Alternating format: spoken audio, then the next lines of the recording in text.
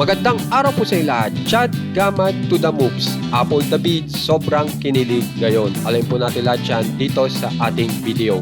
Bali ito po si Chad Gamad ay may bago pong upload na larawan kung saan ay pinapakita niya na siya ay dumayo kay Apple David.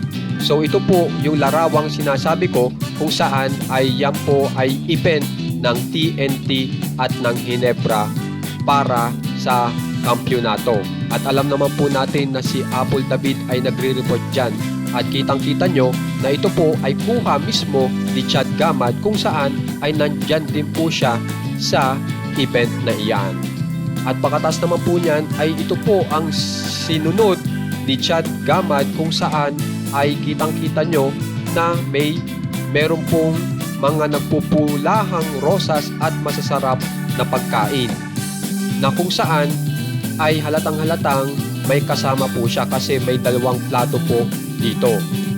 At pagkatapos naman po niyan ay balik po siya sa gold na alam naman po natin na si Chad Gamad at saka si Apple David ay nag-gold dati. Tapos kung mapapansin nyo, merong isang babae nagtatago na kung saan ay nakatanggap ng bouquet ng mga rosas na ang nakalagay ay I love you.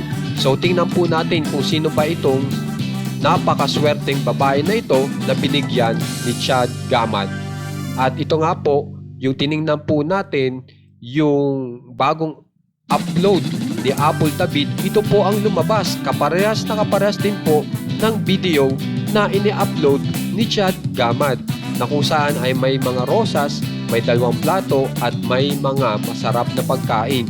At ganyan na ganyan din po ang sumunod kung saan ay patungkol sa gold. At ngayon, alam na po natin kung sino ito. Dahil ito pong babae nagtatago ay yan po mismo si Ma'am Apple David na talagang kinilig ng sobra sa ibinigay ni Chad Gamad na mga bulaklak with I love you.